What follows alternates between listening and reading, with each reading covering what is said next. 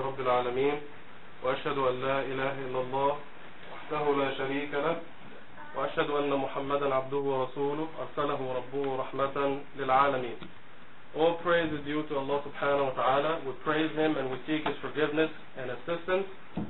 Whomever Allah guides, there is none to misguide him. And whomever Allah leaves to go astray, there is none to guide him. We bear witness that there is none worthy of our worship except Allah subhanahu wa ta'ala. And we bear witness that Muhammad sallallahu alayhi wa sallam is the seal of the Prophet and the final messenger to all humanity. Here we are again, another Eid. So we thank Allah subhanahu wa ta'ala for giving us the life to live up to this day. The story of sacrifice goes back 4,000 years ago, where Ibrahim alayhi salam and Ismail were living, and Ibrahim's first wife had not had any children, so he had to take a second wife, Hagar, and she gave birth to Ismail alayhi salam, and Ibrahim at that time was 86 years old. His first wife, Sarah, got jealous because the second wife, who was her servant, gave birth to a child. So she told him to take them somewhere else so she can feel more comfortable.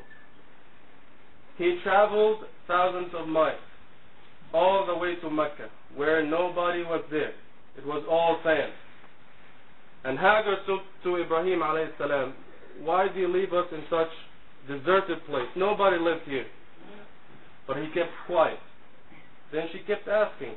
Then he kept quiet. She then asked him, "Did Allah subhanahu wa ta'ala ask you to leave us here in this place?" He said, "Yes." Then she said, "Then Allah subhanahu wa ta'ala will not let us down."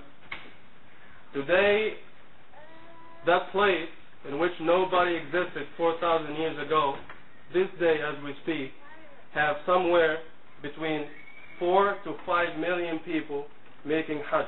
So this is one of the miracles of Allah subhanahu wa ta'ala. He is able to do all things. When Ismail alayhi salam was able to walk and work, فَلَمَّا بَلَغَ مَعَهُ السَّعْيُ, his father saw a vision. And in that vision, he saw that he was sacrificing his son Ismail. And remember, when Ibrahim alayhi salam had his first son Ismail, he was 86 years old. And by the time he saw the vision, he was 90 something. No other kids.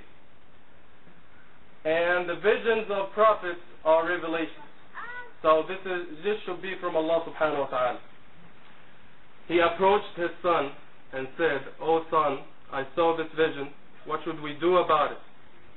So his son said, "Ya abati if'al ma tu'mar satajiduni insha'Allahu min as-sabirin." O father, do what you are told to do, and inshallah you will find me patient.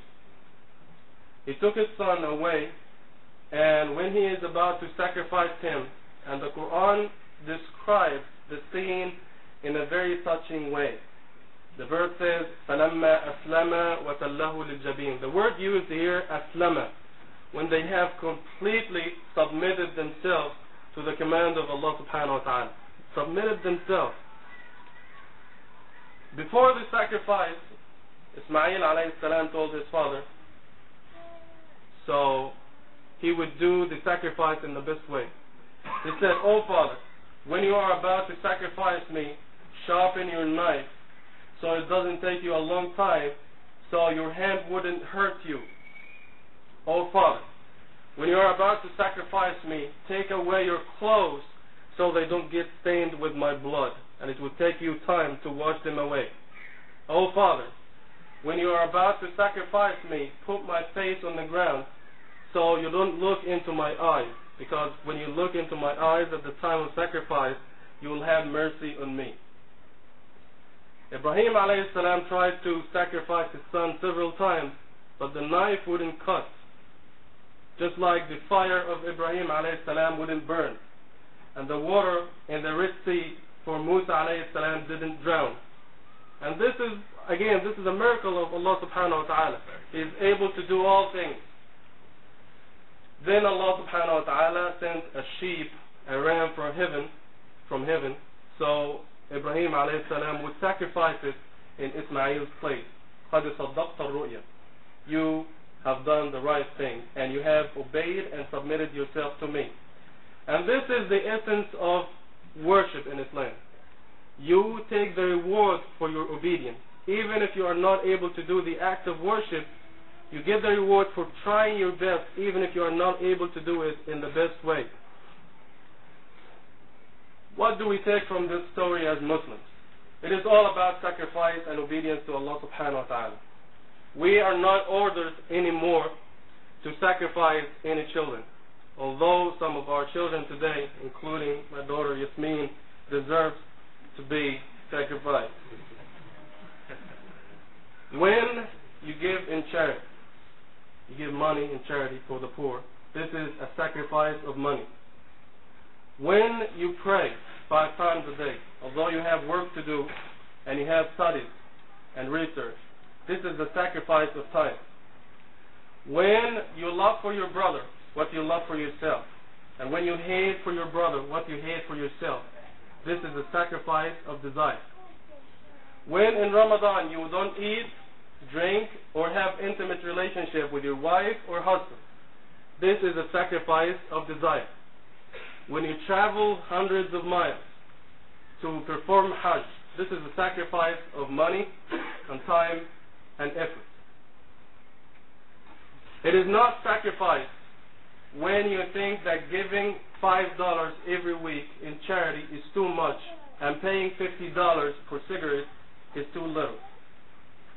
It is not sacrifice when you work all the time, you study all the time, and you think 5 minutes for study, for worship, for prayer is too much, and 24 hours of study and work is too little.